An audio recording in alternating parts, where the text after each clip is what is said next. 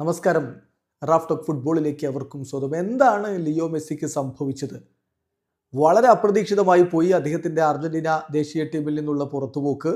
ഈ പിന്മാറ്റം ആരും പ്രതീക്ഷിച്ചിട്ടില്ല. അർജന്റീൻ മാധ്യമങ്ങളൊക്കെ അത്തരത്തിലാണ് ഷോക്കിംഗ് എന്ന് പറഞ്ഞുകൊണ്ടാണ് TYC സ്പോർട്സ് ഈ വാർത്ത കൊടുത്തത്.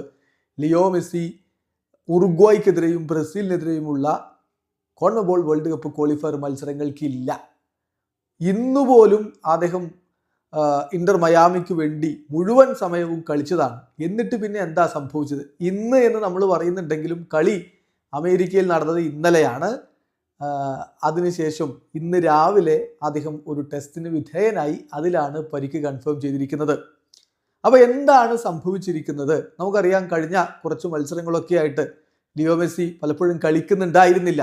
പരിക്കിൻ്റെ പ്രശ്നങ്ങൾ അദ്ദേഹത്തെ ഇടയ്ക്കിടയ്ക്ക് അലട്ടിക്കൊണ്ടിരിക്കുന്നുണ്ട്. പരിക്ക് എന്നങ്ങ് ഇന്റർ മയാമി പറയുന്നില്ലെങ്കിലും ക്ഷീണമാണ്, മറ്റു ചില ഡിസ്കംഫർട്ടാണെന്നൊക്കെ പറഞ്ഞ് ഇങ്ങനെ തട്ടിക്കളിക്കുകയായിരുന്നു. ഒടുവിൽ അദ്ദേഹത്തിന് പരിക്കാണ് എന്നുള്ളത് എല്ലാവർക്കും മനസ്സിലായതാണ്. അത് കഴിഞ്ഞിട്ട് അദ്ദേഹം കോൺകാഫ് ചാമ്പ്യൻസ് കപ്പിൽ കവലിയർ FC-ക്കെതിരെ കളിച്ചു. പിന്നെ ഇന്നലെ എന്ന് പറയുമ്പോൾ നമുക്ക് ഇന്ന് പുലർച്ചെ അദ്ദേഹം അറ്റ്ലാന്റ യുണൈറ്റഡിനെതിരെ MLS-ലെ മത്സരം കളിക്കുകയും ചെയ്തു. ആ കളിയിൽ അദ്ദേഹം ഗോളും അടിച്ചിരുന്നു. പിന്നെ എന്ത് സംഭവിച്ചു പെട്ടെന്ന് ഇങ്ങനെ എന്ന് ചോദിച്ചാൽ, ആ കളിക്കിടയിൽ അദ്ദേഹത്തിന് പരിക്ക് പറ്റി. ഗ്രോയിൻ ഇഞ്ചുറിയാണ് സംഭവിച്ചിരിക്കുന്നത്. കളിയുടെ 64-ാമത്തെ മിനിറ്റിൽ ലിയോ മെസ്സി ഒരു ഗോൾ ശ്രമം നടത്തുന്നുണ്ട്. ആ ബോളുമായിട്ട് അദ്ദേഹം പെനാൽറ്റി ബോക്സിലേക്ക് കടക്കുമ്പോൾ ഒപ്പം തന്നെ ഡിഫൻഡറുണ്ട്. അദ്ദേഹം ഇടങ്കാല് കൊണ്ടൊരു ഷോട്ട് അടിക്കാൻ വേണ്ടി ശ്രമിക്കുന്നു.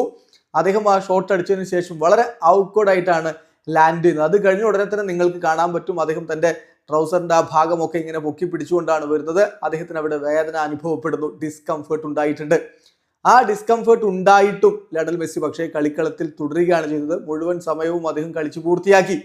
അതിനുശേഷം ഇന്ന് രാവിലെ എന്ന് പറയുമ്പോൾ നമ്മൾ അമേരിക്കൻ കാര്യമാണ് പറയുന്നത്.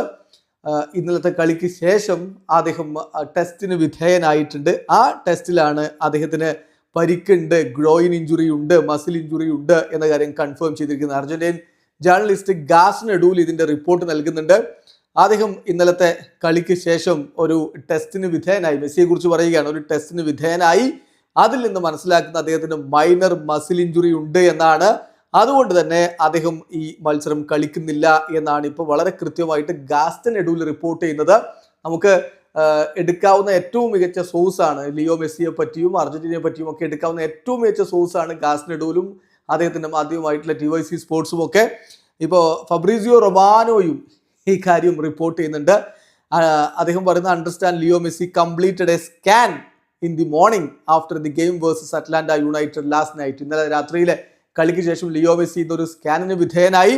ആ സ്കാൻ കൺഫേം ചെയ്തത് ലിയോ മെസ്സിക്ക് ഒരു സ്മോൾ മസിൽ ഇഞ്ചുറി അദ്ദേഹത്തിന്റെ അഡക്ടറി ഏരിയയിൽ ഉണ്ട് എന്നാണ്. അദ്ദേഹം അർജന്റീനയുടെ മത്സരങ്ങൾക്ക് അവൈലബിൾ ആവില്ല. അപ്പോൾ ഇതാണ് സംഭവിച്ചിരിക്കുന്നത്. ഇന്നലത്തെ കളി എന്ന് പറയുമ്പോൾ ഇന്ന് പുലർച്ചെ നടന്ന കളിക്കിടയെ അദ്ദേഹത്തിന് പരിക്ക് പറ്റിയിട്ടുണ്ട്. ആ പരിക്ക് പറ്റിയിട്ടും അദ്ദേഹം കളി കംപ്ലീറ്റ് ചെയ്യുകയായിരുന്നു. അതിനുശേഷം നടത്തിയിട്ടുള്ള ആ ഒരു ടെസ്റ്റിലാണ് താരത്തിന് പരിക്കുണ്ട് എന്ന കാര്യം സ്ഥിരീകരിച്ചിരിക്കുന്നത്. അപ്പോൾ ഇനി ചെറിയ പരിക്കും വെച്ച് ദേശീയ ടീമിനോടൊപ്പം കളിച്ച് പരിക്ക് വഷളാക്കാൻ അദ്ദേഹം ആഗ്രഹിക്കുന്നില്ല.